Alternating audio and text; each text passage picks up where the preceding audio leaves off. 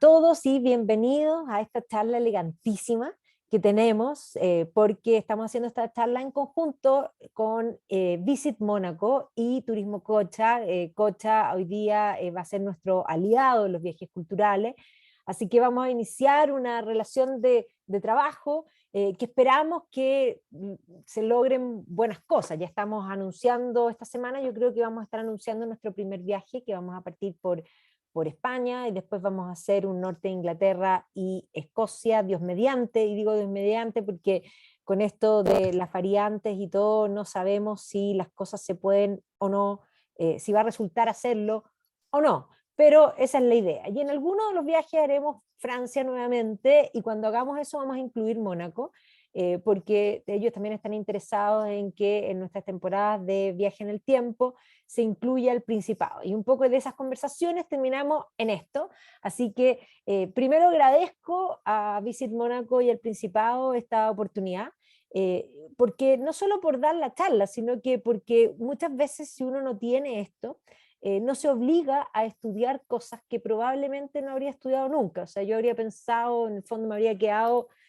con una imagen que es probablemente la que muchos tenemos, de este principado bastante exótico, esta roca en el fondo basal que tiene esta fortaleza desde bastante temprano. Y hay que comprender de que una de las cosas más sorprendentes de haber estudiado haber preparado esta charla, es ver que la casa de los Grimaldi es de las casas dinásticas más antiguas de Europa, sin cortar de alguna manera desde el primero que toma esta roca, que son en una casa de genovesa, y fueron construyendo, porque hay que entender que la historia de Mónaco era una historia bastante, el territorio era bastante más extenso que el microestado que tenemos hoy día es más pequeño, de hecho, que el Vaticano. O sea, es muy, muy pequeño. O sea, si uno piensa, no sé, el Hyde Park de Londres es más grande que Mónaco completo. Y por lo mismo, este lugar que tiene un nivel de vida fantástico, porque es uno de los PIB per cápita más altos del mundo. En Mónaco no hay pobreza, tiene 38.000 habitantes, y sus habitantes desde hace mucho tiempo, por decisión del príncipe, porque esto es un principado, no es una monarquía, o sea, es una monarquía, pero, o sea, pero es un príncipe, es un principado,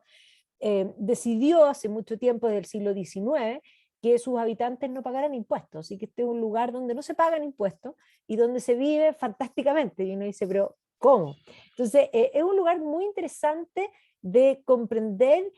una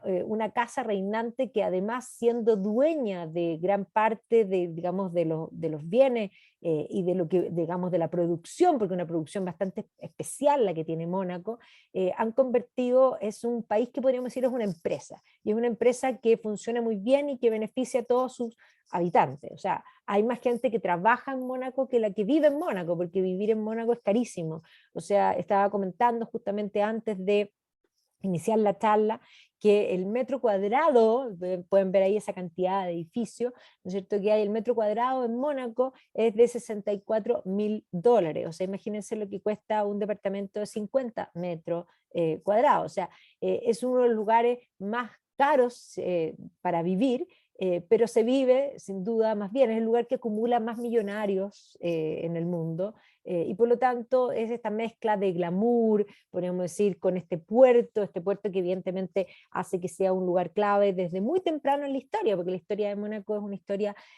que se remonta, digamos, incluso hasta los fenicios, o sea, un tema no menor como enclave. Y que, claro, fueron inventando cosas debido a la pérdida de territorios, porque el Principado era mucho más grande, iban a perder los territorios hasta quedar este pedacito que es muy pequeño, y fueron inventando cosas entre las que hoy día nosotros ponemos en la retina, no solo en la Fórmula 1, que evidentemente es uno de los circuitos más curiosos, porque un circuito en este territorio es un circuito en medio de la ciudad, es uno de los circuitos más emblemático, más peligroso y también más glamoroso de lo que es la Fórmula 1. Y obviamente que el casino. Y claro, lo tenemos también vinculado a lo que es la casa de los Grimaldi, a la figura de la mítica Grace Kelly, que evidentemente se va a convertir en una bellísima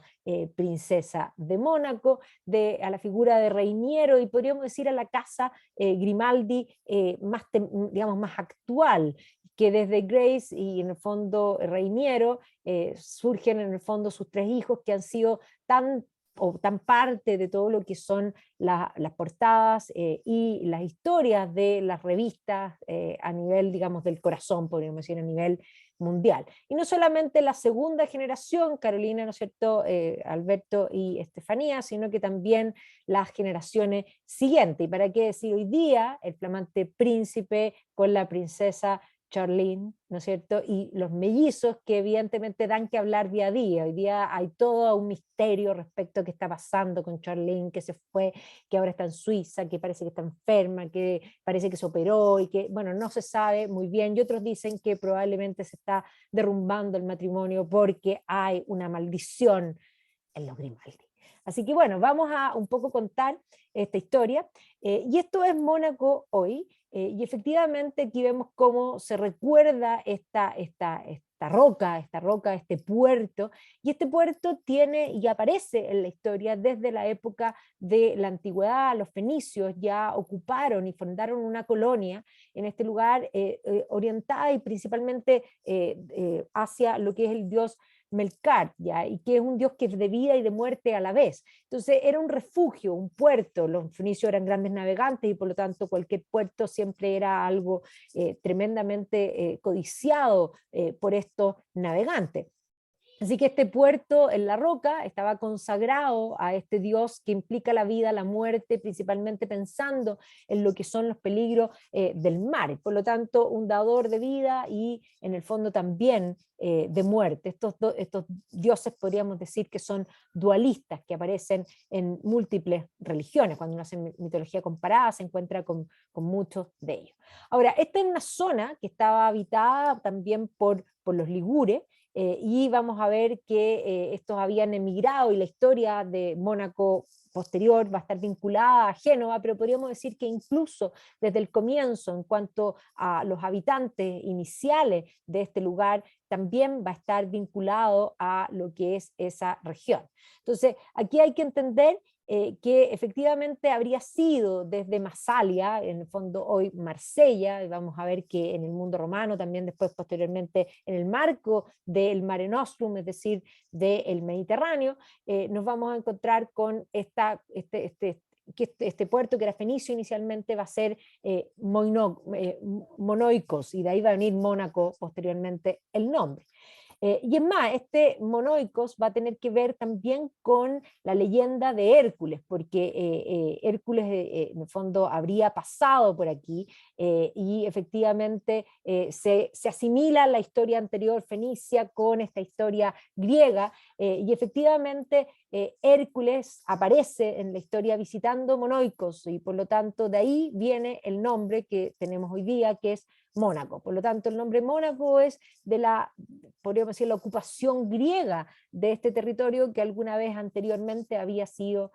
fenicio. Y aquí podemos ver las colonias en el fondo griega y evidentemente la Riviera Francesa va a ser parte de eso. Ahora, no solamente el mundo griego, digamos, helenístico, sino que también posteriormente vamos a ver que desde ahí se van a construir los romanos, en el marco ya del Imperio Romano, desde ahí se van a construir caminos, los romanos van a ser constructores de caminos para conectar, los romanos construyen caminos y fundan ciudades, son tremendamente prácticos, y desde Monoicos, que es un puerto, porque entendamos que el Mediterráneo también hace como de carretera, van a conectar varias vías hacia España y hacia Italia, y por lo tanto este lugar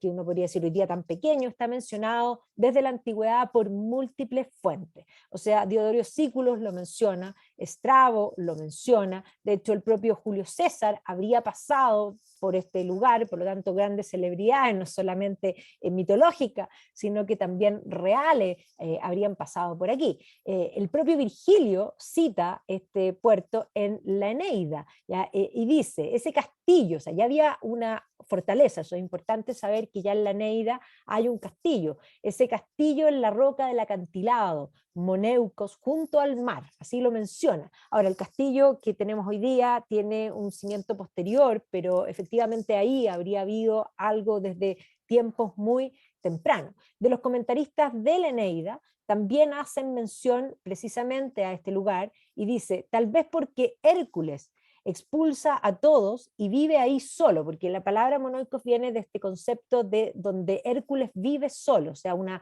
lugar donde habría estado Hércules como concepto. Dice, tal vez porque Hércules expulsa a todos y vive ahí solo, o tal vez porque a sus templos ningún otro dios es permitido, o sea, ese concepto de un solo lugar. Entonces, desde muy temprano aparece, como les mencionaba, en la fuente, el propio Plinio también hace mención, el propio Tácito, o sea, los grandes historiadores del mundo, digamos, latino, van a hacer precisamente mención. Y por lo tanto va a quedar nuestro Mónaco conectado a todo lo que van a ser estas vías romanas, estas carreteras de este imperio interconectado que va a ser este imperio romano en torno al Mediterráneo y al Mare Nostrum. Pero la caída del imperio romano, evidentemente, van a caer sobre el imperio romano de Occidente. El imperio ya se había dividido entre el imperio de Oriente, el imperio de Occidente, y por lo tanto lo que va a caer va a ser el imperio occidental. Y estos territorios van a caer en manos de Odoacer, y posteriormente en manos de, primeramente, de los ostrogodos. Va a venir toda una reformulación, digamos, de los distintos pueblos sobre el territorio, y posteriormente estos pueblos que van a caer sobre ya una Roma que era cristiana, estos pueblos van a ser paganos, y va a venir todo lo que es el proceso de la reconversión de Europa. Y en ese proceso, bastante temprano, vamos a ver que ya para el siglo, digamos, van a tener en el fondo la reconversión de lo que son los territorios de lo que es Mónaco, y que va a caer primeramente en manos de los lombardos y al final va a terminar en manos de los francos. Pero entre medio, antes de caer en manos de los francos, va a ser por un momento, van a haber enclaves bizantinos. Súper importante entender que cuando cae el Imperio Romano de Occidente, el Imperio Romano de Oriente sigue existiendo, y el Imperio Romano de Oriente existe hasta 1453. Pero inmediatamente después de que se produce en el fondo la caída de estos pueblos bárbaros sobre lo que era el imperio occidental, van a haber intentos desde Bizancio de establecer y recuperar y volver a unir este imperio. Y ahí van a generarse, ¿cómo se llama esto? Colonias, precisamente en en Italia, todo lo que es la costa donde está Ravenna, van a haber enclaves principalmente bizantinos, y precisamente va a haber un intento también en la zona de lo que es la Ribera Francesa de esta penetración por parte de Justiniano, específicamente, digamos, para lo que era el imperio bizantino. Pero finalmente va a terminar en manos de los francos. Y en manos de los francos van a dar el nombre a lo que va a ser Francia, y la historia de Mónaco va a estar tremendamente ligada por distintas razones, para bien o para mal, y hoy día en muchos aspectos, digamos, sigue estando ligada a Francia, teniendo acuerdos que Francia permite la independencia, pero por ejemplo entendamos que hasta el día de hoy solamente Mónaco tiene algunos embajadores, digamos, de países en Mónaco,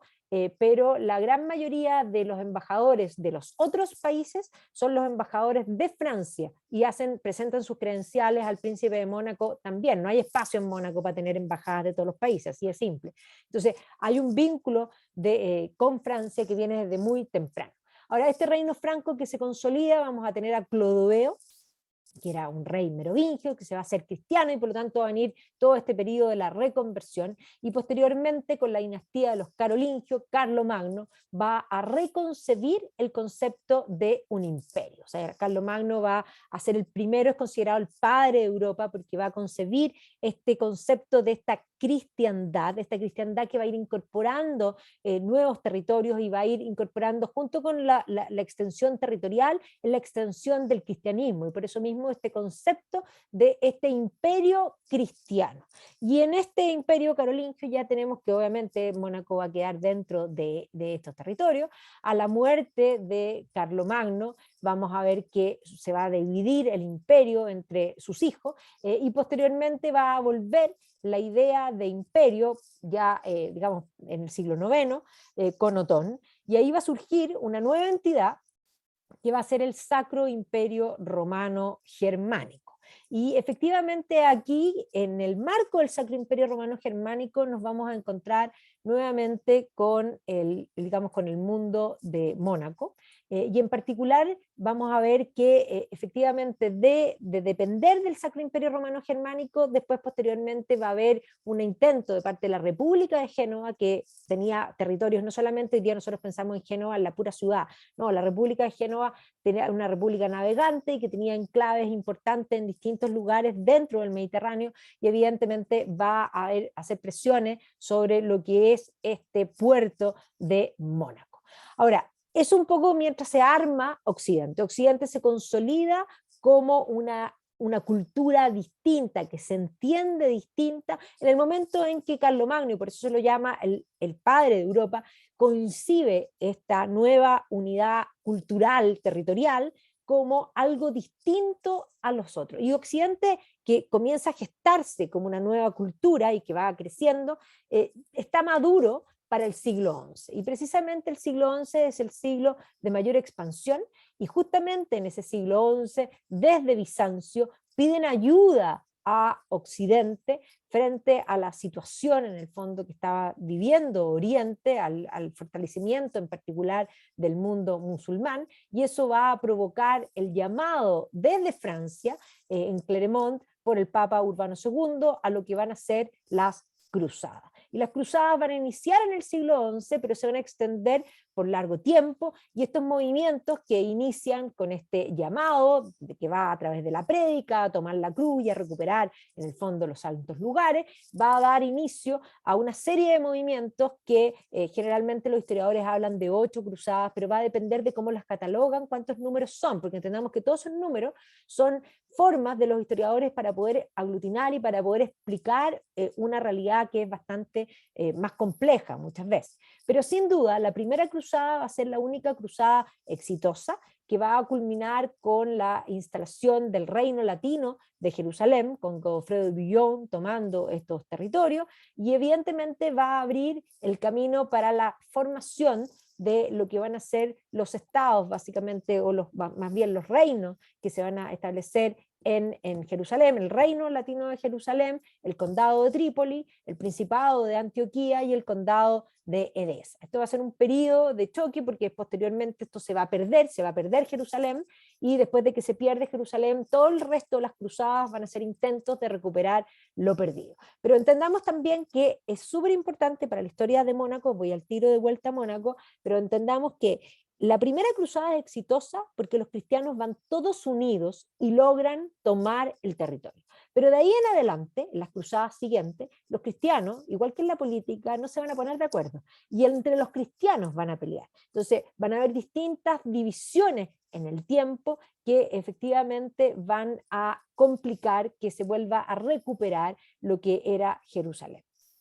Y es en este periodo, precisamente, donde Enrique IV, que era emperador del Sacro Imperio Romano Germánico, le va a dar el control de la zona de lo que hoy es Mónaco a la ciudad-estado de Génova. O sea, precisamente en el marco de las cruzadas, los genoveses, que los genoveses y los venecianos también van a ser un capítulo que van a competir entre ellos,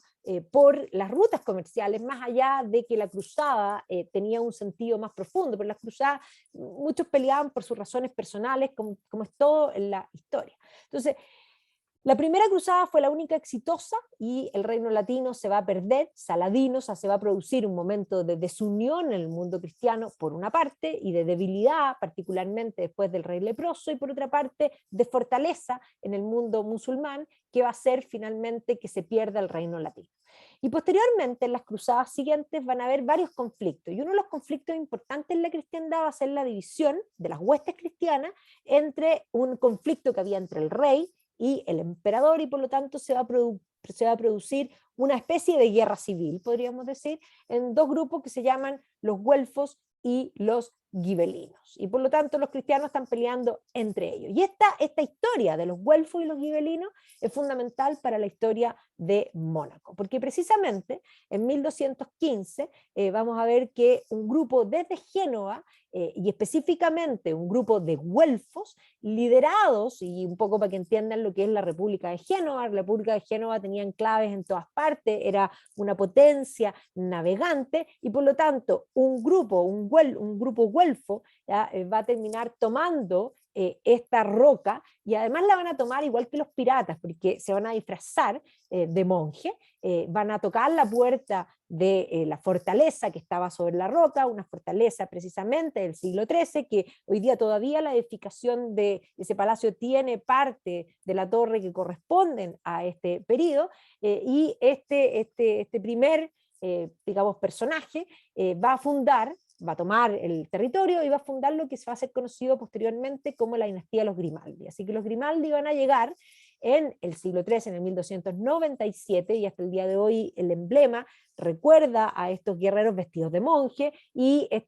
los mismos colores, el rojo y el blanco, que tenía precisamente este primer, que no se llamaba, en el fondo no había una dinastía Grimaldi, sino que este era un Grimaldo Canela, que era un genovés, que evidentemente al tomar esto va a abrir su propia dinastía, y que va a terminar en el fondo estableciendo esta dinastía de los llamados Grimaldi. Y por lo tanto aquí inicia, y obviamente ya su descendencia ya se va a llamar Oberto Grimaldi, y de ahí en el fondo para adelante vamos a tener lo que va a ser desde la toma de la roca hasta hoy día, lo que va a ser lo que entendemos como esta dinastía de los Grimaldi, que no va a tener un corte. Ojo, no hay corte, hay una línea directa. Lo que sí sucede es que en un caso en particular no hay descendencia legítima, y por lo tanto se va a autorizar a legitimar a una descendencia ilegítima, pero en rigor, en sangre, pasa directo hasta hoy día. Así que eso lo vamos a ver más adelante. Entonces, tenemos ya en el siglo XIII a los Grimaldi gobernando en estos territorios, que no era solamente la roca, sino que parte importante de lo que hoy día entendemos como Riviera Francesa. Va a venir la peste negra, que efectivamente va a azotar en 1348, 49, y efectivamente va a morir la mitad de la población, y este es un evento tremendamente importante para ver muchos cambios que se van a producir después, cambios económicos, cambios políticos que van a ir afirmando y consolidando el poder de los reyes en Europa. Por una parte vamos a tener la consolidación de España con la unión de Fernando y Isabel, que van a terminar la reconquista, o sea, la unión de Castilla y Aragón, efectivamente, y posteriormente la reconquista que había marcado toda la historia de España hacia atrás por 700 años, con el 1492, con definitivamente la conquista de Granada. Y no solamente 1492 marca la formación de España en el sentido de unificar el territorio, sino también la llegada y la extensión del territorio y la extensión de Occidente a más allá de, digamos, del mar, a lo que va a ser el descubrimiento de lo que posteriormente se va a llamar América, pero que en ese entonces va a ser conocido como las Indias occidentales. Además, los reyes católicos van a establecer la expulsión o van a obligar a la conversión o expulsión en el caso de los judíos. Lo mismo va a suceder con respecto al tema moro, que tenían que convertirse al catolicismo, un rey, un reino, una religión. Y es importante entender esta formación porque efectivamente aquí, después de los reyes católicos, va a surgir una figura tremendamente importante para todo lo que va a ser la historia de Mónaco, que va a ser Carlos V. Carlos V se va a convertir, o sea, Carlos V es Carlos V de Alemania, porque va a ser también emperador de Alemania, pero va a ser Carlos I de España, es nieto de los reyes católicos. Y efectivamente él va a terminar estableciendo un imperio por territorios que va a recibir por herencia, por el lado del padre, por el lado, digamos, de la madre, es hijo de Juana la Loca, y además también todos los territorios de ultramar, que va a establecer un imperio en el que no se pone el sol. Y ahí hay que decir que el gran enemigo de Francia, o sea, perdón, de Carlos V, de Carlos I, va a ser Francia, y va a ser Francisco I. Y evidentemente para Francia este va a ser un periodo muy complejo, porque Francia queda como un jamón del sándwich. O sea, Carlos V tiene por una parte España, y por otro lado el Sacro Imperio Romano Germánico, por lo tanto queda totalmente amenazado. Y justamente esto ya se venía estableciendo, y eso va a ser el momento del punto ya, digamos, de mayor complejidad para Francia, pero Francia ya había tenido una serie de problemas, y Francia había intentado extenderse sobre todo hacia Italia, y ahí vamos a tener un momento bastante dramático en la historia de, digamos, de Mónaco, porque Luciano Grimaldi va a defenderse de los franceses van a intentar justamente antes de Francisco I invadir Mónaco y se va a defender y va a terminar incluso prisionero, pero va a lograr defender todo lo que es parte de la Ribera Francesa, lo que es Menton,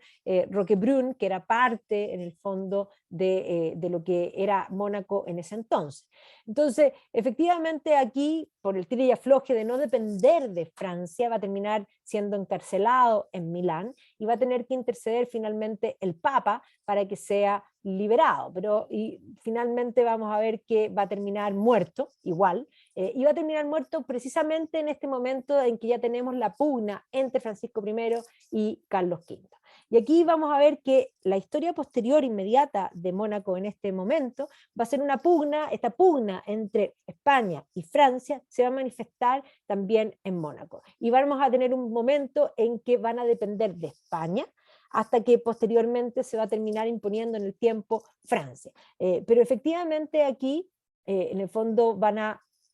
lograr una autonomía o van a lograr, siempre como eran tan pequeños, las posibilidades eran a través de acuerdo, y el acuerdo era que el más grande o el más poderoso, que en el momento ellos consideraban, les diese la protección. Y efectivamente van a tener un primer periodo en que van a tener la protección de España, y posteriormente, más adelante, van a terminar teniendo la protección de Francia, ¿ya? Pero en este entonces va a ser España, porque España se va a imponer en buena manera, ¿no es cierto?, en este periodo, sobre lo que es Francia. Entonces aquí todavía tenemos en el fondo a estos señores que vienen desde la época que se tomaron la roca y que son en el fondo, teníamos a Hércules Grimaldi, que es el número 16 señor de Mónaco, que le va a tocar precisamente ver esta forma donde finalmente el apoyo militar se lo van a dar desde Milán, pero Milán a su vez depende de España, o sea, va a quedar subyugado a España. Y aquí aparece un personaje súper importante, porque yo me voy a detener y voy a hacer realce las personas que tenemos que tener en la cabeza.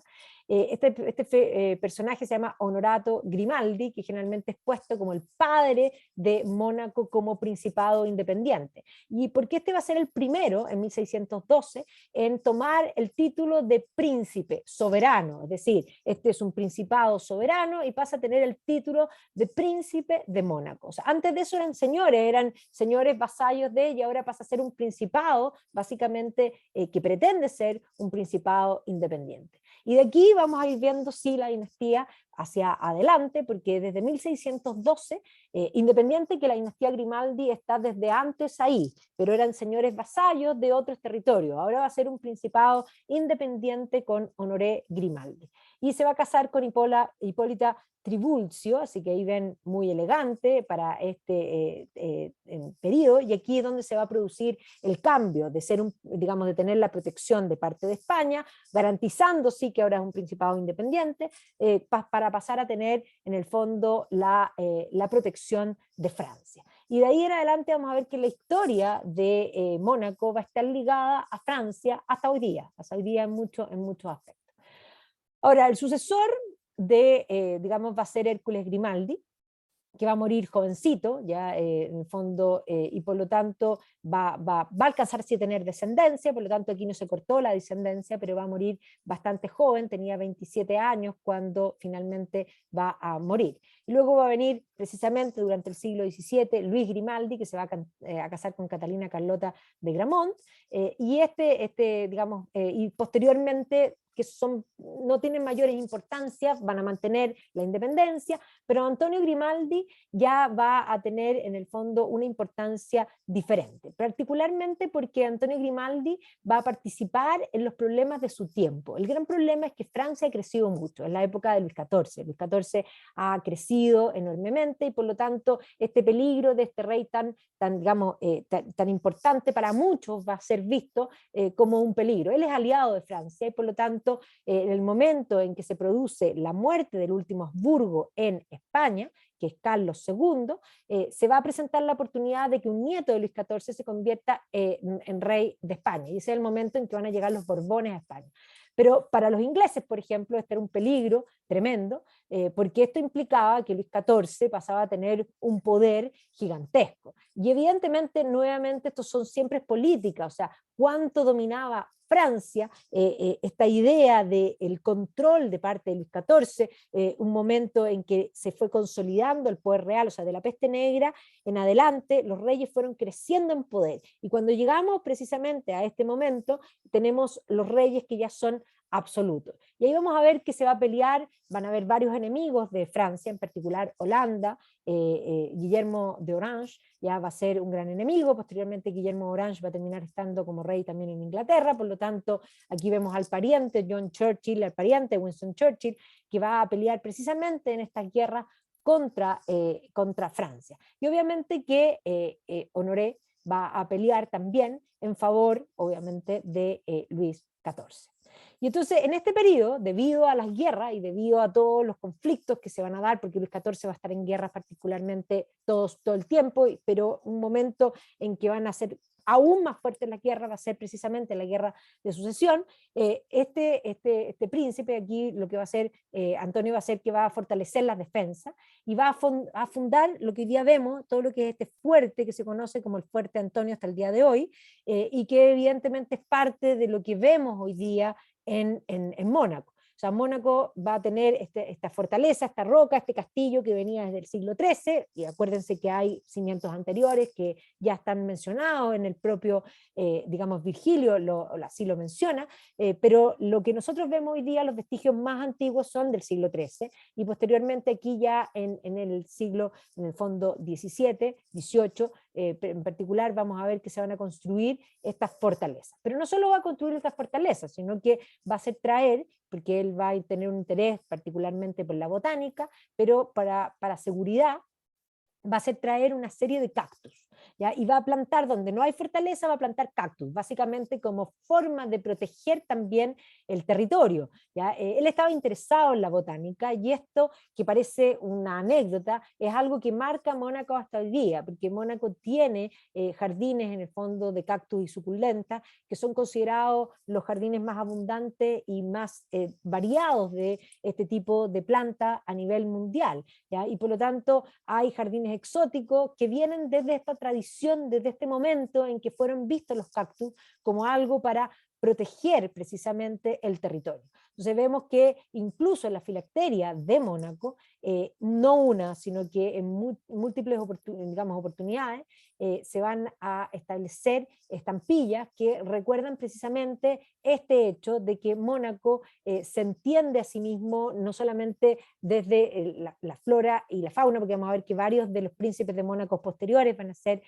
científicos, interesados en temas científicos. Así que aquí va a haber este momento en que de alguna manera se van a establecer las protecciones, tanto en piedra como en esta naturaleza, que va a determinar ciertas características del Mónaco actual hasta el día de hoy. Ahora, vamos a ver que precisamente la línea se va a mantener aquí por el caso de una hija, ya que se va a casar en el fondo con el conde de Mantiñón, que va a pasar a ser obviamente un Grimaldi, y luego vamos a tener a Honorato III, aquí no me voy a detener, sino solamente los voy a mencionar, porque me voy a detener solamente en los que son más importantes, y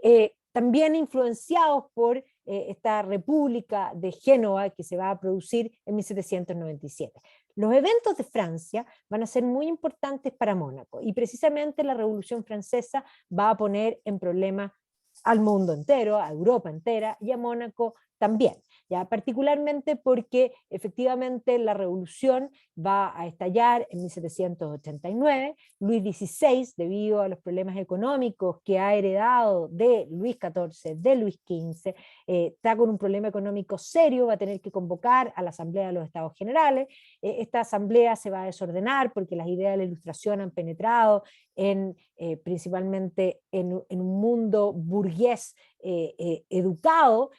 principalmente abogados, y desde el clero se va a hacer esta pregunta de qué es el tercer estado, se va a desordenar la asamblea, el rey va a disolver la asamblea y se va a formar la Asamblea Nacional Constituyente que jura no disolverse hasta darle una constitución a Francia. Se inicia un proceso revolucionario que va a tener como primer acto violento la toma de la Bastilla, que es un símbolo del poder real. Pero a su vez la Asamblea Nacional Constituyente va a empezar a cambiar todo lo que había sido la monarquía y el antiguo régimen. Va a decretar el fin de los privilegios, el fin de la sociedad estamental, va a decretar también lo que es el derecho, la Declaración de los Derechos del Hombre y el Ciudadano, y debido a una crisis económica importante y a una hambruna que se va a producir por la crisis del trigo y del pan, ¿no?, en particular, mujeres van a marchar sobre Versalles y se van a llevar a los reyes a París. Y aquí van a haber una serie de medidas anticlericales de parte de lo que va a ser la Asamblea Nacional Constituyente, en particular la Constitución Civil del Clero, la abolición, digamos, la confiscación de los bienes del clero que se van a convertir en bienes nacionales, que van a obligar finalmente a que Luis XVI se sienta presionado, porque el Papa lo va a presionar también, y va a decidir el rey huir. Y precisamente después de que el rey intenta huir, va a ser tomado prisionero, va a ser juzgado por, en el fondo, un tribunal revolucionario, va a ser primero tomado prisionero y finalmente acusado, encontrado culpable y muerto. Lo mismo va a suceder posteriormente en otro juicio con la misma reina. Y aquí es importante decir que en Francia y afuera de Francia se van a levantar primero a tratar de ayudar precisamente al rey. Dentro de Francia la mayoría de la población eran católicos y eran realistas y por lo tanto eran contrarios a lo que va a ser la revolución y precisamente estos jacobinos. Y los jacobinos van a arremeter contra todos aquellos que consideraban sus enemigos, van a matar a regiones completas en Francia, pero también esto va a salpicar a Mónaco, porque precisamente desde antes de la muerte del rey, el Honoré III de Mónaco va a ir en ayuda de Luis XVI. Y evidentemente que esto no le va a ir bien, un principado tan pequeño, en un marco de, digamos, de esta situación, va a ser tomado prisionero, y es más, los jacobinos van a declarar el fin de la casa Grimaldi, y van a tomar todo lo que es la roca, digamos, de Mónaco y toda la zona de Mentón y todos aquellos que eran pueblos libres. Así que este Grimaldi, que había ido en ayuda de Francia, va a terminar en el fondo complicado y va a terminar en el fondo sin posesiones y va a ser el fin de su casa. La revolución va a desmadrarse, y evidentemente que después de la revolución va a ascender la figura de Napoleón, y Napoleón básicamente va a iniciar como parte de la revolución, defendiendo el puerto de Toulon, luego digamos, París, luego va a ser enviado por el directorio, que es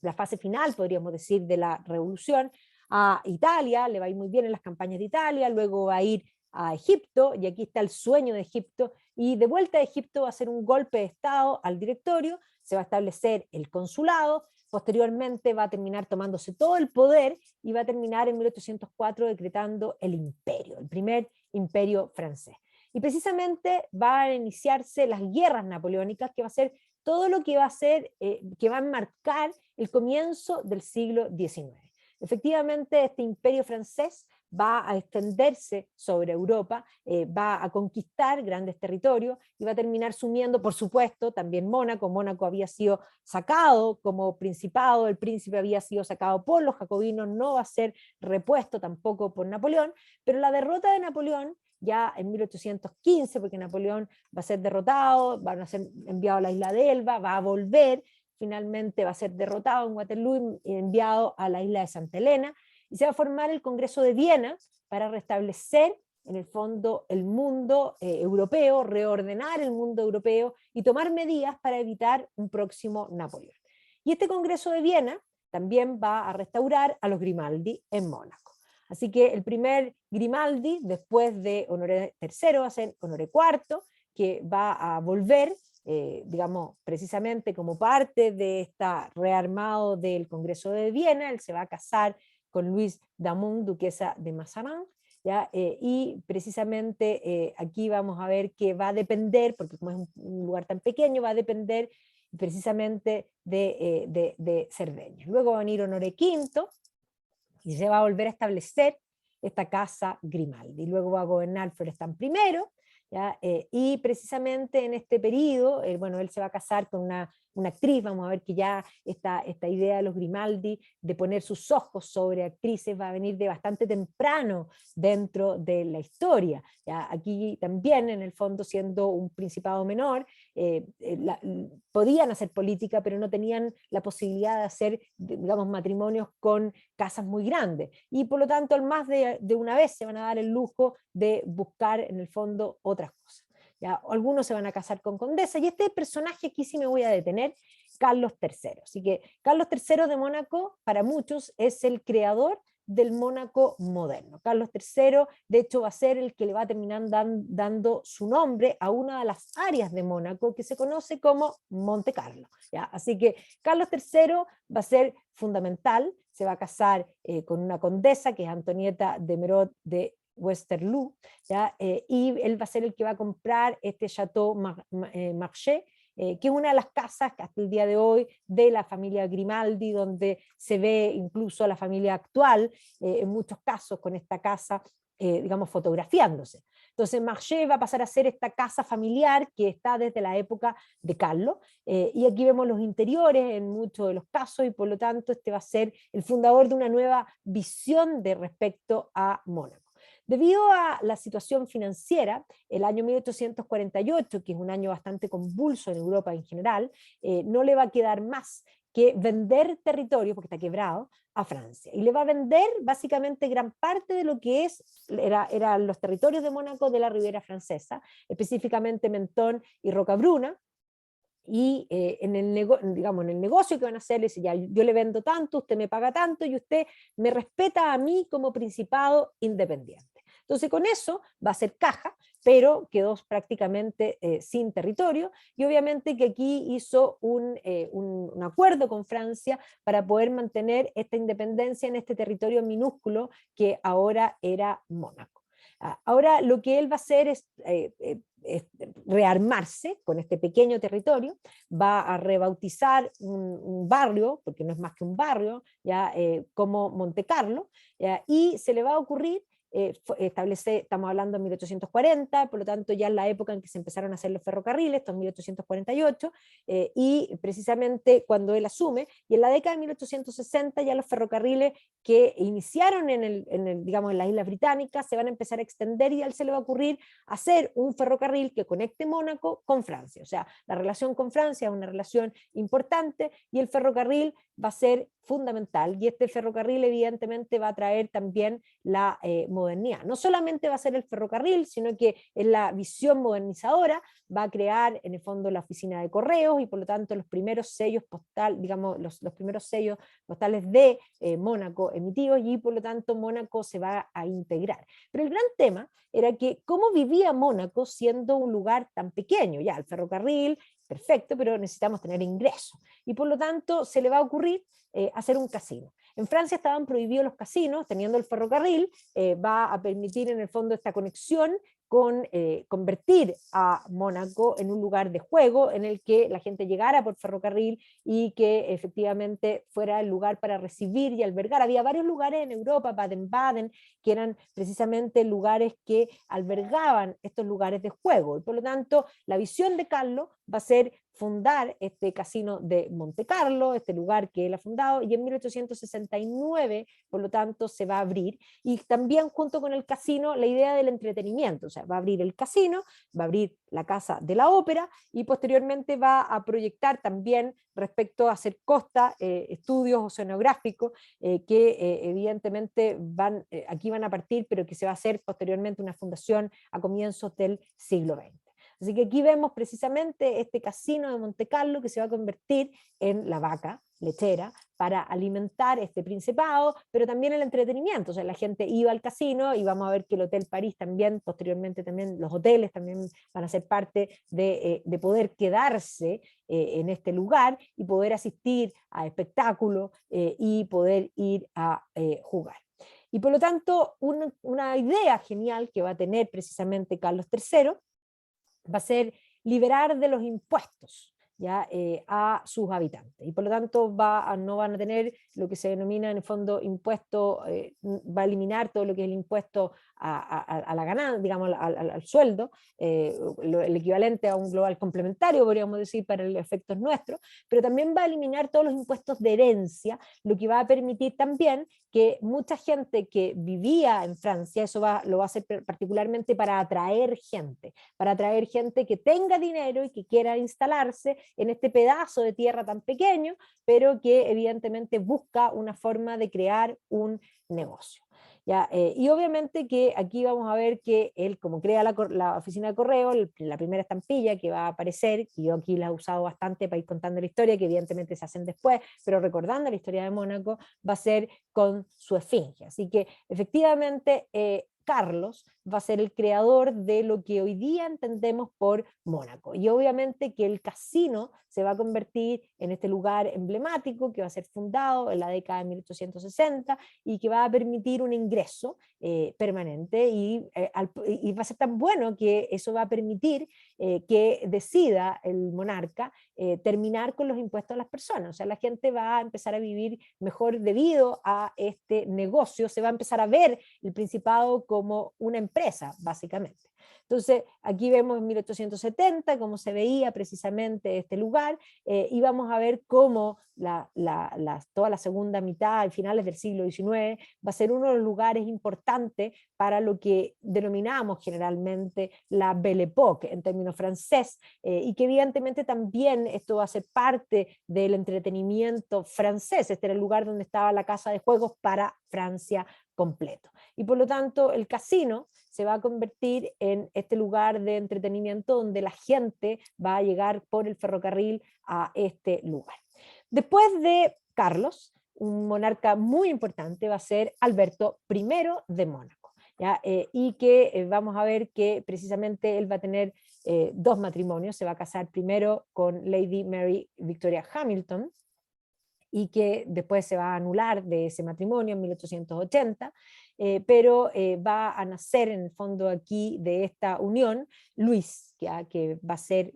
va a ser el heredero, ¿ya? Pero este Luis no va a vivir en Mónaco, va a irse a vivir con la madre, pero posteriormente en el fondo va a volver ya como a los 11 años para poder completar su formación, para ser el heredero de Mónaco. ¿Ya? Pero a su vez Honoré se va a casar nuevamente con Alicia Heine, ¿ya? Y por lo tanto aquí está en su segundo matrimonio, él va a ser, en el fondo va a inaugurar, y debido a que tiene este interés por la oficina de correos, va a inaugurar una colección de filacteria. Hoy día una de las características y uno de los museos que tiene Mónaco es parte de esta colección que va a iniciar particularmente digamos, este monarca de Mónaco. ¿Ya? Y obviamente que esta colección que inicia aquí va a ser completada por Luis II y posteriormente por Reinero III hasta el día de hoy, y que hace en el fondo que sea una de las atracciones. Este personaje va a ser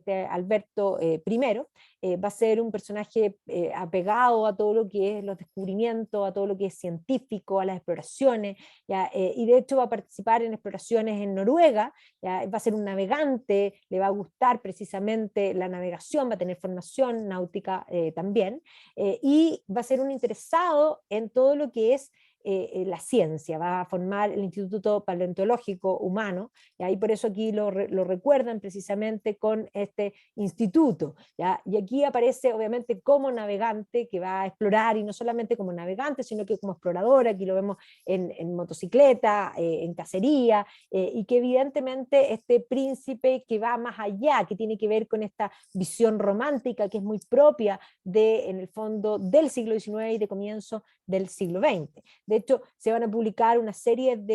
digamos, de los viajes y de las exploraciones científicas de este Alberto de Mónaco en vida y posteriormente, o sea, una figura interesante de estudiar. Y en estas navegaciones también, pensemos de finales del siglo XIX y comienzo del siglo XX, incluso va a navegar con el que va a ser el Kaiser, Guillermo II. Va a iniciarse a comienzo, va a iniciar el nuevo siglo con él, y por lo tanto también la modernidad, la llegada de los automóviles, que evidentemente van a aparecer aquí en Mónaco. Este monarca, a comienzos del siglo XX, en el 1911, va a hacer una nueva constitución, donde va a pasar a ser una monarquía constitucional, y por lo tanto va a establecer no solo una constitución, sino que también un consejo que va a ir, que existe hasta el día de hoy dentro de Mónaco. Vienen básicamente todos los cambios que se estaban dando dentro del siglo XX, y a él se le va a ocurrir, en 1911,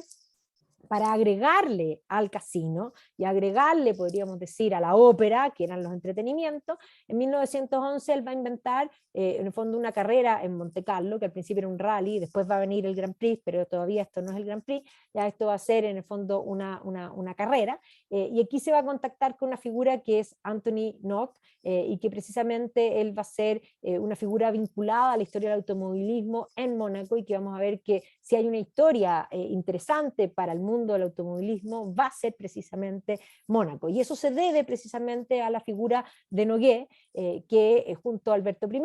van a inventar este rally, primero de Monte Carlo en 1911. O sea, el automovilismo va a llegar a Europa, y en particular Mónaco va a inventar desde el automóvil este nuevo entretenimiento que le va a dar obviamente glamour y que va a generar más visitas, y eso es lo que interesa para Mónaco, es que la gente visite. Así que aquí tenemos a Henri Rougier, que va a ser el que va a ganar en 1911 la primera carrera en el fondo de este rally de Monte Carlo. Así que el rally de Monte Carlo se va a convertir en un emblema que va a empezar a hacerse todos los años, y aquí ven cómo van a participar de distintos lugares. En 1912 los rusos también en el modelito aquí en la segunda edición del rally, y esto siempre se va a combinar con el ballet, y una de las características propias también que va a albergar Monte Carlo va a ser precisamente el ballet ruso, que va a empezar a llegar desde comienzos de siglo y se va a mantener en el siglo en adelante también como una de las atracciones importantes de Monte Carlo. Evidentemente que Alberto, que hoy día en el fondo hay toda una celebración, de hecho en el 2022 se va a celebrar el centenario de este monarca tan ilustrado, podríamos decir, y tan científico, explorador, y se lo recuerda en Mónaco precisamente como navegante, con el timón bien puesto en las manos, que además va a ayudar a Mónaco a conducirse, no solamente dentro de, digamos, de conducir los buques, sino que también el Principado como tal. Y por lo tanto Monte Carlo lo tenemos a comienzo del siglo XX como este lugar fascinante, donde no solamente el casino, sino que también el Hotel París se va a convertir en un lugar emblemático, también de propiedad del Principado, y uno de los lugares de gran glamour, esta roca que ven las fotografías de comienzo del siglo XX, que evidentemente va a recibir a múltiples visitantes y se convertía en este lugar de distensión, de pasatiempo. Entonces el casino va a ser el emblema donde además se encontraban las celebridades europeas, o sea, este era un lugar de encuentro de distintos lugares de Europa en este mismo lugar. Y aquí vemos, imaginemos la Belle Époque, donde precisamente, digamos, se vivía la distensión, donde habían grandes escándalos, en fin, ya había todo pasando, podríamos decir, en Monte Carlo. ¿Ya? Y no solamente, sino que también las playas, aquí vemos a las afueras, en el fondo, digamos, y las terrazas que se van a ir creando para ir albergando, en el fondo, este mundo de, digamos, de placer y de pasatiempo. Pero en 1914 va a despertar al mundo con las intenciones del Kaiser, ese mismo Kaiser que había navegado con Alberto I, va a decidir, se había unificado, se había formado el segundo imperio alemán, pero el imperio alemán no tenía suficientes colonias, no podía competir con Inglaterra, y esta competencia industrial va a llevar finalmente a que el Kaiser busque la guerra, y va a ser la muerte del archiduque Franz Ferdinand del imperio austrohúngaro la excusa para finalmente desatar lo que va a ser este conflicto, esta guerra mundial, y va a ser una guerra mundial porque Europa va a entrar precisamente con sus colonias. Todos iban felices porque esto era el fin de una visión decimonónica de personas que veían con optimismo el futuro, y por lo tanto nada podía ser peor, todo tenía que ser avanzando. Y aquí vamos a ver que el príncipe heredero, Luis, que va a pelear en la Primera Guerra Mundial, así que aquí lo vemos en la Primera Guerra Mundial, y que efectivamente desde que peleó en la guerra, pero además tenía formación, digamos, de soldado, y hasta que muere va a ser conocido como el príncipe soldado. Entonces, cuando termina la guerra, evidentemente, y hay que entender que no se va a pelear, Monte Carlo no va a sufrir, digamos, complicaciones materiales en la guerra, y va a ser un lugar de escape, se va a mantener en el fondo, digamos, esta situación de entretenimiento en general, pero el Tratado de Versalles va a ser en el fondo un tratado que entre otras cosas le va a garantizar a Mónaco una protección, digamos, limitada por parte de Francia. ¿Ya? Y aquí también vamos a ver que, por otro lado, se establecía que esta protección implicaba a su vez que Mónaco no podía ir en contra de los intereses políticos, ni militares, ni económicos de Francia. O sea, había una ligazón que iba a quedar desde Versalles en adelante. Y obviamente que así,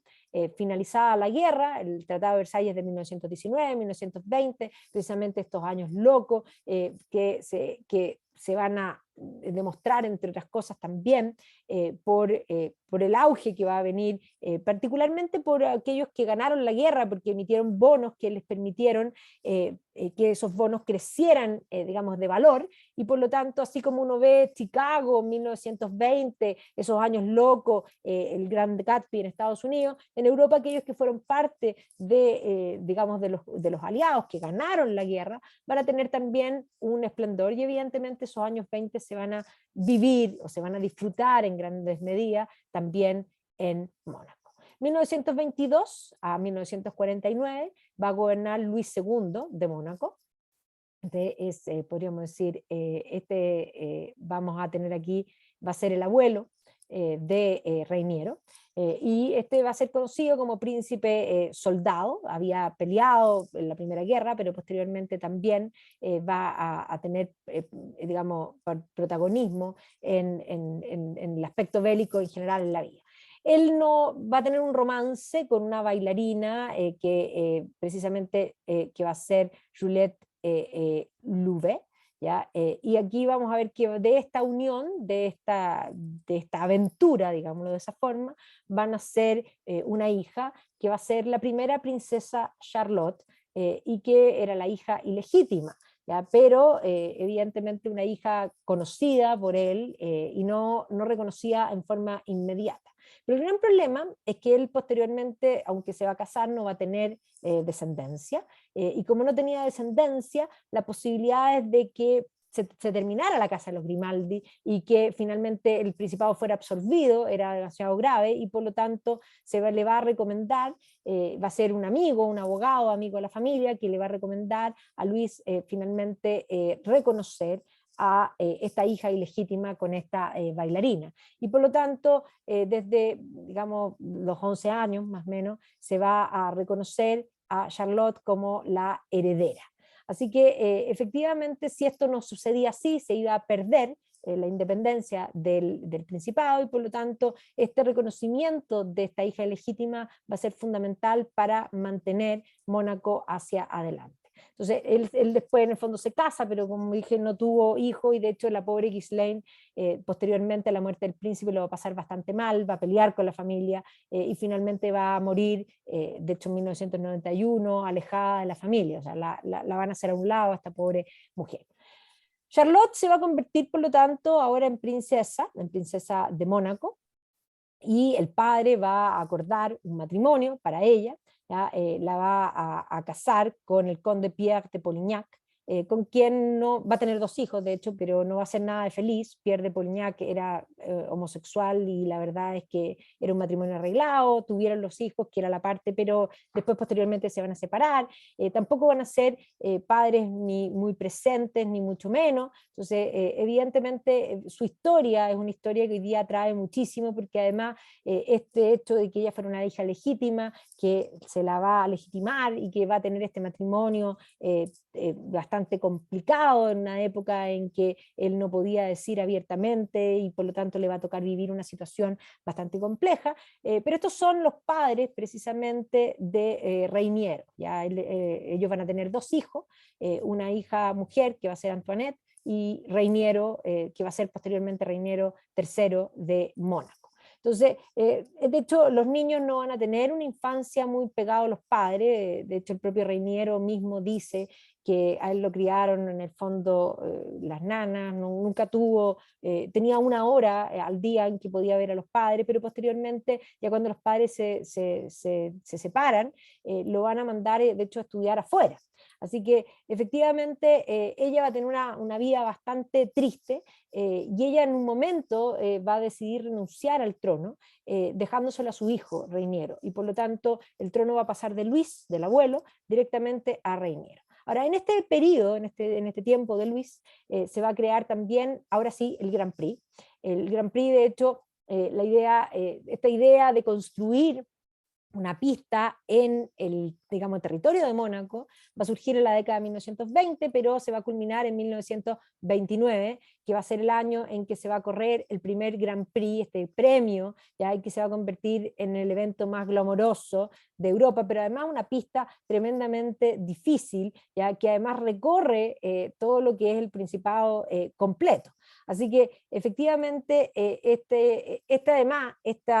esta serie de lo que va a ser los grandes premios, que van a ser uno de los grandes, por primera vez van a ser las vueltas de reconocimiento para poder marcar desde dónde partían, porque en todas las otras no se hacía así. Entonces, la pista de Mónaco se va a convertir en un emblema también del Principado, y la carrera, evidentemente, que va a correrse por primera vez en 1929. Aquí vemos algunos de los corredores: Rudolf Caracciola, aquí René Dreyfus, ya para 1930, se va a convertir precisamente en este emblema. ¿Ya? Y aquí uno de los corredores, pero esta es la carrera que no se hace en Mónaco, sino que se hace, digamos, se compartían en el fondo las fechas para lo que era en el fondo, lo que va a ser posteriormente la Fórmula 1, pero que evidentemente va a nacer, va a ser uno de los emblemas aquí en Mónaco. Y obviamente que esta pista que va a implicar hacer estas calles que permitan albergar esta carrera, y que hasta el día de hoy es uno de los circuitos más difíciles de lo que es la Fórmula 1. Entonces, no solamente tenían, y obviamente que está el casino, ¿no es cierto?, el hotel y el entretenimiento, sino que además todo lo que va a ser, y aquí los vemos en los años 20, nuevamente después de la guerra, vuelve a ser el lugar, y con el Grand Prix incorporado va a ser algo totalmente fundamental, como uno de los lugares donde la gente quería pasar ciertas temporadas en ciertos momentos. Además va a ser una serie de reformas constitucionales que van a permitir la modernización digamos, del Principado. Y aquí vemos cómo efectivamente seguía atrayendo las entretenciones, las terrazas, el automovilismo ya como concepto, no solamente el rally, sino que el Grand Prix, y también obviamente la formación del acuario, ¿ya? Y evidentemente las carreras. Aquí vemos las carreras del año 32, los afiches del año 36 y precisamente de los años 30. Pero el 1 de septiembre de 1939 va a estallar la Segunda Guerra Mundial. Y la Segunda Guerra Mundial, podríamos decir, se va a vivir de una forma, hay que comprender que Francia va a ser rápidamente invadida, Francia va a quedar dividida en una parte ocupada y una parte libre, y la parte sur, que limita con Mónaco, va a ser la parte libre, y se va a vivir relativamente bien durante la guerra en Mónaco. De hecho, aquí vemos que en 1941, 42, aquí están las temporadas del ballet ruso, que era una tradición desde bastante temprano, desde comienzos del siglo, desde 1911 en particular, y las bailarinas rusas evidentemente venían, y aquí estamos hablando de bailarinas soviéticas, en un momento en que además esto eran las posibilidades de estos bailarines de salir de la Unión Soviética. Ahora, el pobre Reiniero y su hermana, bueno, él va a ser, después de que los padres se separan, va a ser mandado a estudiar afuera, va a estudiar en Inglaterra, posteriormente en el fondo en public school importante,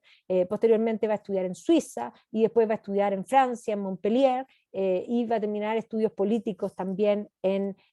París. Y precisamente cuando cumple 21 años, su madre, Charlotte, renuncia al trono el año 44, ¿ya? Y efectivamente le entrega el derecho al trono en forma directa desde el abuelo a él. Ahora, él va a pelear el año 44, se va a enrolar también en el ejército, va a ser parte de la Segunda Guerra Mundial, va a pelear en la batalla de Normandía y evidentemente va a ser parte de la recuperación y finalmente de la entrada, porque aunque colindaba con lo que era Vichy, hay que comprender que la República de Vichy era una república,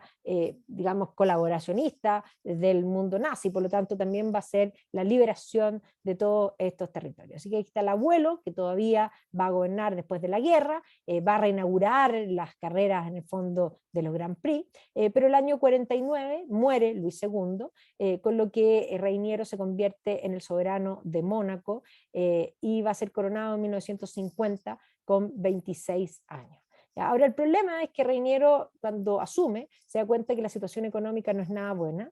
a pesar de que principalmente hay que entender que las dos guerras habían mermado, habían quitado bastante público, la situación política europea había bajado, digamos, los clientes tal y cual, y por lo tanto aquí él, aunque tenía un casino, aunque tenía una sociedad que había sido formada por Carlos III y tenía un hotel, había que buscar una forma de rentabilizar esto. Además, habían presiones políticas de parte del mundo comunista que se había, digamos,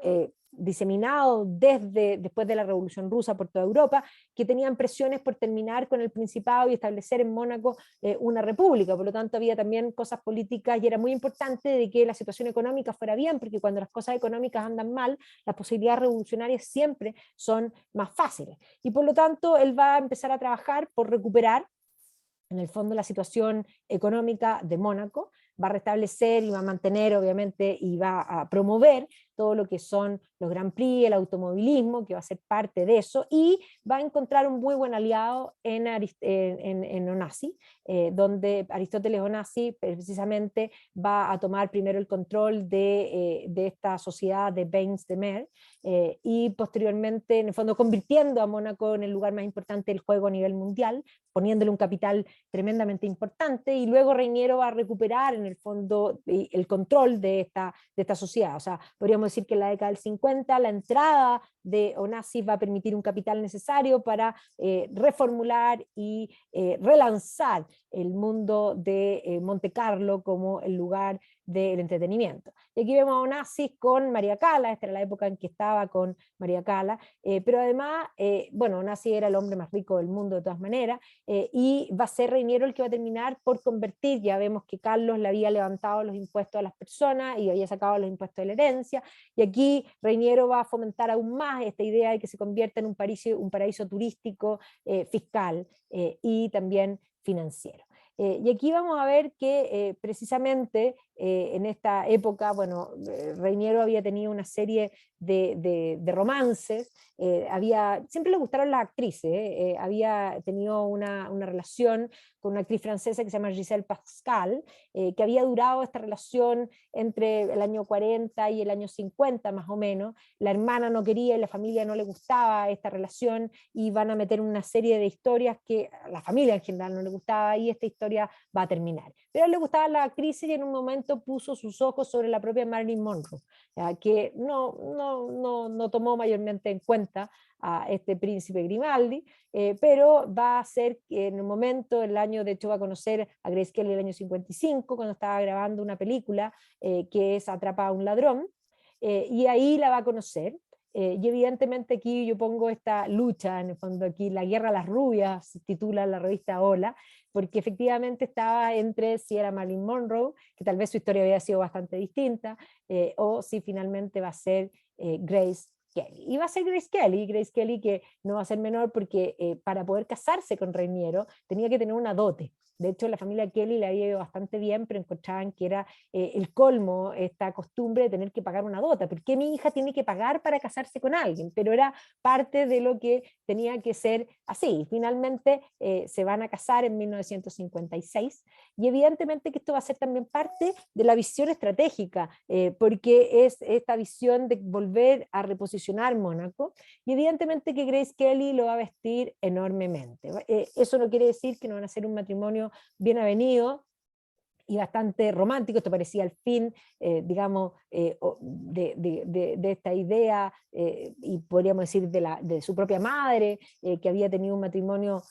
tan complejo, y este parecía ser, en el fondo, esta felicidad. Se van a casar en la Catedral de Mónaco, no hay otro lugar para casarse en Mónaco, es bastante pequeño. Ahí está saludando Grace Kelly, se va a convertir, evidentemente, los ojos del mundo se van a poner sobre este principado, que le va a llenar de glamour, y no solo de glamour, sino que ella como embajadora, bellísima, va a aparecer no solamente en Mónaco, sino que van a visitar también la Riviera Francesa, Cannes, y evidentemente se van a convertir en la pareja más, digamos, glamorosa europea. Y obviamente que van a llenar las revistas, porque además este matrimonio enamorado, ¿ya? Y que además ella bellísima, que justamente todo esto está en la época en que Onassis está invirtiendo ahí, y aquí la vemos a ella con Onassis, y aquí está con Onassis y con María Callas. Empecemos en la ópera, María Callas cantando efectivamente en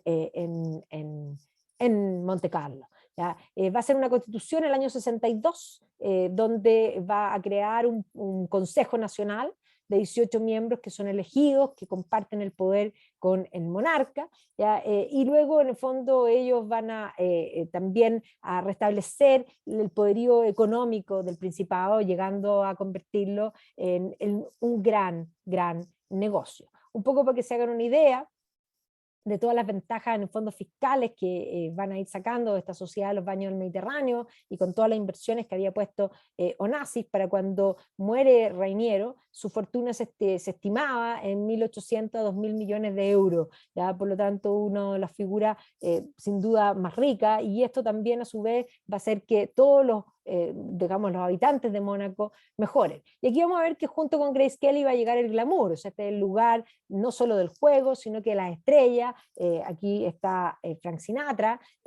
Sofía Loren, Audrey Bresley, que además va a haber toda una competencia porque quién era más elegante.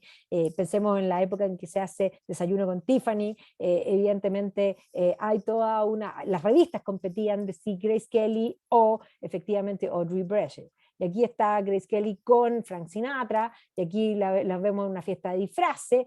con Sofía Loren. O sea, este era el lugar donde se encontraban las divas, donde se grababan básicamente películas. Aquí vemos a Audrey Bresley, donde efectivamente el glamour de la década del 50, al ritmo, podríamos decir, de los rally y del Grand Prix de Monte Carlo. Y así van a venir los hijos. Así que va a nacer Carolina primero, después va a nacer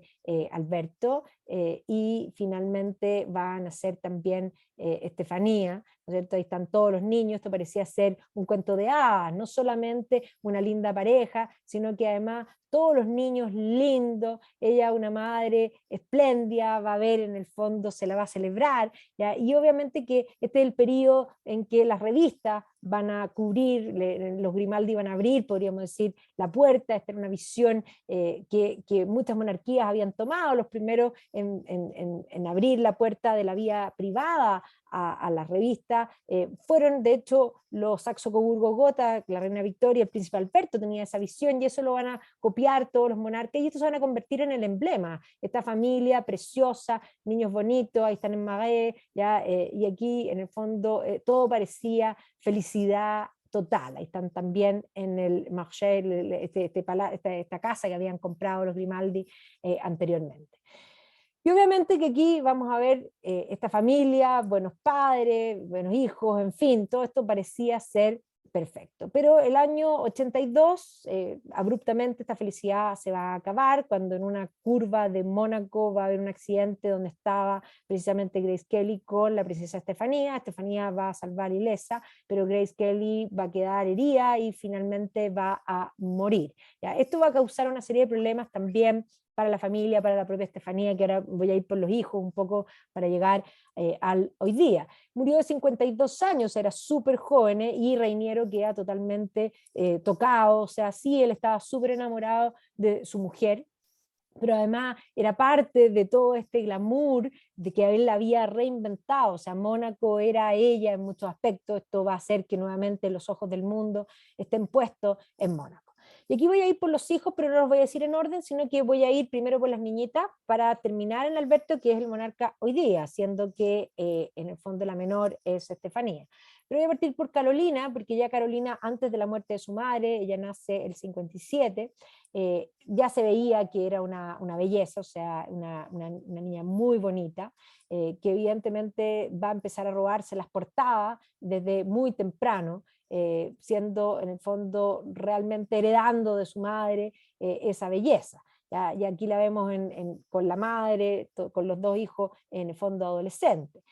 Ahora ya cuando, de hecho, antes de la muerte de la madre muere en el 82, pero el año 80 ella va a causar las primeras canas verdes a los Grimaldi cuando decide casarse con Philippe Junot, que era en el fondo un playboy bastante mayor que ella tenía 21, él tenía 38. El propio Reiniero dice que en el fondo que eso fue algo terrible, y además el matrimonio va a durar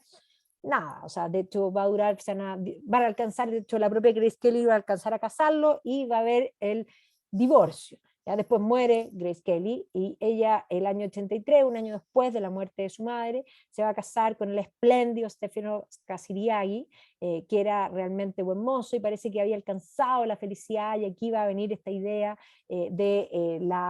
podríamos decir, de la maldición de los Grimaldi, que no podían ser felices, porque Stefano Casiriaghi iba a tener un accidente, siendo que él era un asiduo practicante de este deporte en estas lanchas digamos, de velocidad, y va a terminar muriendo. Así que esto obviamente va a conmocionar nuevamente al mundo. Además, esta princesa bellísima que se había casado con esta familia tan feliz, con estos niños preciosos, va a quedar nuevamente viuda. Ahí voy a ir por cada uno, terminando cada uno. ¿Ya? Los hijos de ellos son, bueno, por una parte Andrea, que nació en el 84, que ya tiene 37 años y que está casado con Tatiana Santo Domingo. Aquí está, y que hoy día tiene 3 hijos, así que por el lado de Andrea, que es buenísimo, hay 3, digamos, hijos. Por el lado de la hija, que es Charlotte Casiriaghi se va a casar, en el fondo, y ella está número 11, aquí un poco también en la línea de sucesión. Ella también, en el fondo, se va a casar con Dimitri Rassam, y ahí ella hoy día tiene también varios hijos. Pero también en el caso de Charlotte es importante detenerse porque rápidamente, al poco tiempo, se vio que era una belleza, ella va a ser modelo de elite y en el fondo, muchos van a compararla con la madre, con la abuela, un poco tomando esta belleza que venía evidentemente desde Grace Kelly. Y obviamente ya veremos cómo son esos niños. Por otro lado, Pierre, que también nace este matrimonio con Casiriaghi, tiene 34, y se casó con Beatriz Borromeo, y tienen 2 hijos hombres que ahí están. Y posteriormente Carolina se va a volver a casar el año 99 con Ernesto de Hannover, que es príncipe, así que aquí podríamos decir el matrimonio más elegante que habían tenido los Grimaldi en harto tiempo, y por lo tanto de esta unión van a nacer la princesa Alexandra de Hannover, que es la Grimaldi que tiene, podríamos decir, más pergamino nobiliario dentro de la familia. ¿Ya? Y que sin duda tendrá los pergaminos nobiliarios, pero es la menos buena moza de los hijos de Carolina de Mónaco de todas maneras. Estefanía va a ser la niña complicada, y complicada probablemente también porque le tocó vivir lo de su madre, eso probablemente afectó en muchos aspectos, pero va a ser desordenada siempre. ¿Ya? Evidentemente que ella, bueno, ya nace el 65, es la más pequeña, y va a pasar por una rebeldía, ya va a ser cantante, va a ser modelo, ya va a ser bastante escandalosa, y va a cubrir todos los tabloides, podríamos decir, con escándalos principalmente. ¿Ya? Entonces va a tener una serie, va a aparecer, también va a ser modelo, va a inaugurar ciertos estilos, va a tener varios discos, que incluso va a tener varias canciones bastante altos dentro del Billboard, pero además se va a caracterizar por su romance y va a tener hartos personajes bien importantes. De hecho va a partir jovencita con un romance con en el fondo Paul Belmondo, que era, digamos, hijo de Jean-Paul Belmondo. Posteriormente también se va a meter, le gustaban los hijos se va a meter con Anthony Delon, que era el hijo de Alain Delon. Posteriormente va a tener un romance con Rob Lowe, va a tener un romance con Christopher Lambert, en el fondo, la verdad, y con muchísimos más, con Jean-Claude Van Damme también, o sea, se le va a conocer una cantidad de pareja permanente, y después de todos estos avatares va a terminar casándose con su guardaespaldas. ¿Ya? Daniel Ducret, que otra vez Reiniero no lo podía creer, o sea, esta cuestión de casar a su hija con el guardaespaldas no le parecía a lo mejor, pero además van a tener 2 hijos ellos, pero él finalmente lo van a pillar, le van a sacar una foto con una bailarina poniéndole una, digamos, con una niña que hacía striptease, poniéndole el gorro a Estefanía, con lo que se van a separar. Ella va a tener nuevamente otros romances, obviamente que esto va a escandalizar, aquí vemos Mónaco consternado, pero ella finalmente se va a meter con otro guardaespaldas, con el que va a tener en el fondo otra hija. Así que los hijos de Estefanía de Mónaco son, con Ducret va a tener a Luis Ducret, que tiene 29 años, que está 14º en la línea de sucesión, Pauline, que tiene 27, que está 15ª, y con el otro guardaespaldas va a tener a Camille Rose Gottlieb, que la verdad es que la más bonita, y que hoy día también da que hablar, diciendo que heredó, ella nunca fue bonita jovencita, digamos, porque era bastante gordita, pero después bajó de peso, y la verdad es que hoy día es como una celebridad también dentro del Principado. Y Alberto. Bueno, Alberto debe haber sido los ojos de su madre de todas maneras, en forma permanente, siempre fue atlético y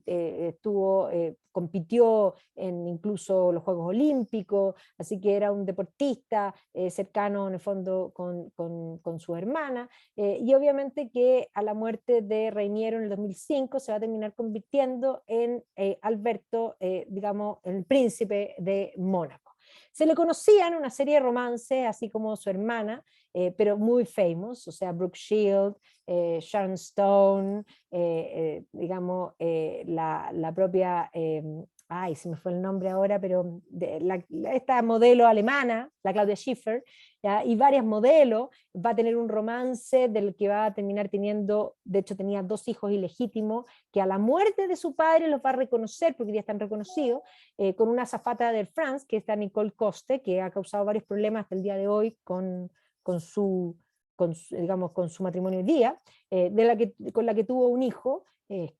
este hijo secreto que posteriormente él lo va a reconocer, así que Alexandre Eric Stefan Grimalde Coste es este hijo digamos, mayor de Alberto. Pero también Tamara Rotolo le va a decir que tuvo en el fondo una hija, que también lo va a reconocer, y después va a haber otra acusación de otra más, pero Alberto se va a hacer el ADN y no era, así que solo tiene 2 hijos ilegítimos. ¿Ya? Esta es Jasmine Grace Grimaldi, que también está reconocida, y aquí está el padre con la hija. Pero él finalmente se va a casar con Charlene Whitstock, a quien conoció antes, ella era nadadora, interesada en los deportes, se van a ver una vez, de hecho van a salir a comer esa vez, van a ser buenas amigas, pero no se van a ver en largo tiempo, y después se van a volver a reencontrar. Ella es sudafricana, ella era nadadora, y por lo tanto finalmente se va a casar y se va a convertir en lo que va a ser en el fondo esta princesa, que parece como una reencarnación en ciertos aspectos de Grace Kelly, ¿ya? Pero hay muchas sombras, como pueden ver, por detrás. Y efectivamente esto que parecía la casa perfecta, el amor perfecto, nuevamente los ojos puestos digamos, en estos Grimaldi, esta nueva generación de los Grimaldi, que además van a tener unos mellizos, ¿ya? Y por lo tanto no solamente un buen matrimonio, sino que unos niños preciosos, como pueden ver aquí, ¿ya? Que son precisamente Jacques y Gabriel, de Mónaco, estos 2 niños, y que obviamente ella se va a convertir en parte, porque una de las cosas importantes que tiene hoy día también el Principado es todas las fundaciones benéficas, no solamente es una empresa familiar, principesca, que permea y que de alguna manera fluye a todos los habitantes de Mónaco, que tienen de los PIB más importantes a nivel mundial. O sea, este pequeño lugar tiene una empresa increíble, sino que además es de los lugares con mayor filantropía, ¿ya? O sea, no hay impuestos, pero hay una gran filantropía que se expresa en todas estas fundaciones hechas por el príncipe, en el fondo el Prince Albert, en el fondo segundo of Monaco Foundation se llama, y evidentemente ella se va a convertir en el emblema de estas fundaciones para recaudar fondos para distintas causas, y evidentemente aquí en Mónaco no hay pobreza, no se mide la pobreza porque no hay pobreza, y por lo tanto las preocupaciones de filantropía se expresan hacia nivel mundial. ¿Ya? Las fundaciones, por ejemplo, tienen gran preocupación por todo el tema ambiental, el cambio climático, y se enfocan en todo lo que es recaudar fondos para la investigación, para en el fondo el desarrollo, pero además hacen una serie de otras caridades también, caridades directas para los niños con autismo, en fin, y a nivel como europeo, es un lugar no solamente de entretenimiento, sino que en el que los magnates, donde aquí acumula la mayor cantidad de ricos, digamos, en este territorio, pueden en el fondo donar, ya que no pagan impuestos, de fondo canalizar su ayuda social de otras maneras, y eso también lo hace esta monarquía. Y obviamente Charlie se había convertido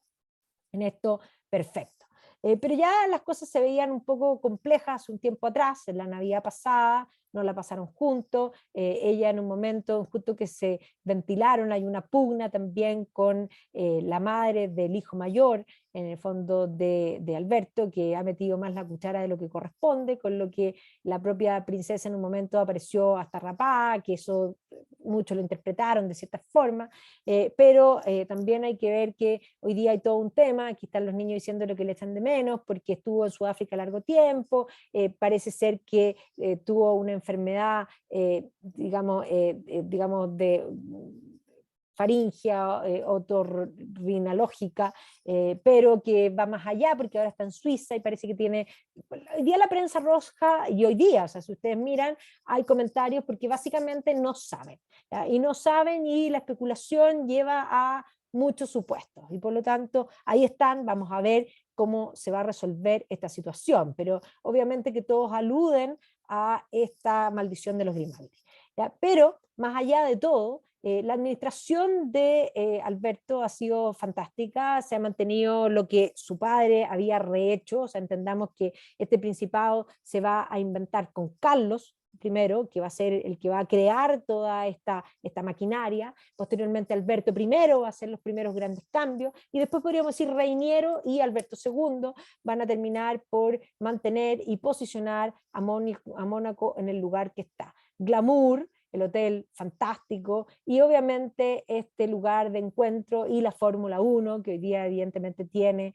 este tipo de autos hace rato, que es en el fondo una de las cosas más esperadas del verano, obviamente, en Europa. Para saber más de Mónaco, bueno, hay varios libros, el más famoso es este de Pemberton, que de hecho lo pueden encontrar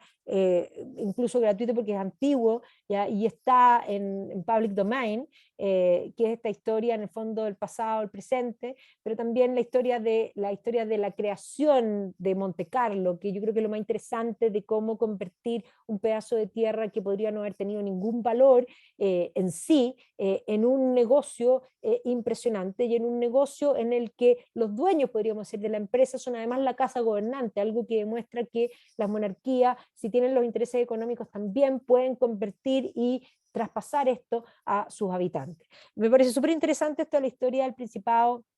desde las estampillas, porque además desde que crearon las estampillas, desde los mediados del siglo XIX, esas estampillas han ido cumpliendo contar esta historia del Principado, y además desde el Principado, y ahí uno se da cuenta que el Principado, siendo tan pequeño, es una ventana al mundo. Hay estampillas que ensalzan distintas cosas internacionales y muestra esta importancia a nivel mundial del Principado. Por supuesto que los Grimaldi actuales, hay varios libros, John Glant ha escrito varios ya, al respecto, y obviamente también sobre, en el fondo, Grace Kelly en sí,